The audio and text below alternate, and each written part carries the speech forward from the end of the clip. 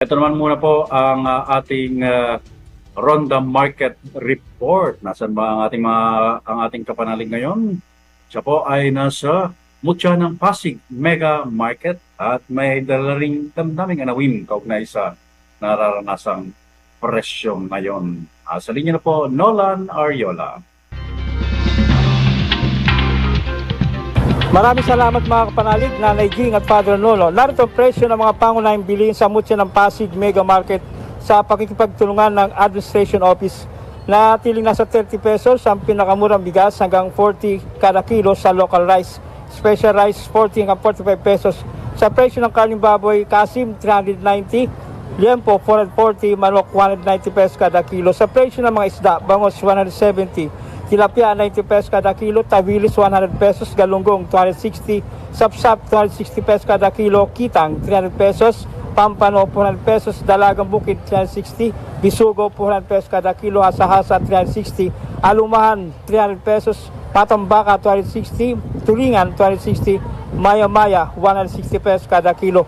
Tumaas ng 15 hanggang 65 pesos ang presyo ng ilan sa mga gulay, kamati 60 pesos, sibuyas na pula 160 hanggang 180, sibuyas na puti 160 hanggang 180 pesos kada kilo, bawang 200 hanggang 220 pesos kada kilo, kalamansi 100 hanggang 120, luya 200 hanggang 220, patatas 100 hanggang 120, carrots 180 hanggang 200 pesos kada kilo, Baguio beans 150 hanggang 160, peche Baguio 100 hanggang 120, peche Tagalog 90 pesos, sayote 70 hanggang 80 pesos kada kilo, kalabasa 80, sita 180 hanggang 200, ampalaya 160 hanggang 180, talong 150 hanggang 160 pesos kada kilo.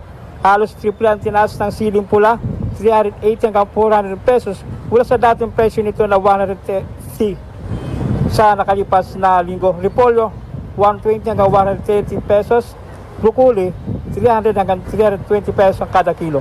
Ito saan si Pangulong Bongbong Marcos na pagbaba sa mga presyo ng mga pangunahing bilihin. Ramdam ba? Ramdam mo ba? Hindi po eh. Kung tutusin, medyo hirap nga kaming, hirap nga sa araw-araw na bilihin at ano. Siguro na ramdam lang siguro sa 20 yung kilo ng bigas, pero pagdating sa ibang bagay, gaya sa mga ibang pangangailangan sa bahay, gaya yung mga pagkain, hindi rin ramdam. So, wala din. So, mas maganda sana siguro kung yung aumento ng sahod yun, mas natutukan niya na, kasi mahal talaga ang bilihin ng mga so, wala. Ayan. In short, hindi ramdam. Yan ang tinig ni Mang Tony. Immaculate Conception Cathedral ang pinakamalapit na simbahan sa Mutya ng Pasig Mega Market. Ang lagyang paalala ng simbahang Katolika kapag nabigo, subok muli, kapag bumagsak, bangon ulit, dahil laging may awa ang Panginoon Diyos sa bawat nilalang. Para sa Veritas 846, ang radyo ng simbahan, ako inyong kapanalig, Nolan Ariola, sumainyo ang katotohanan. Veritas Pilipinas.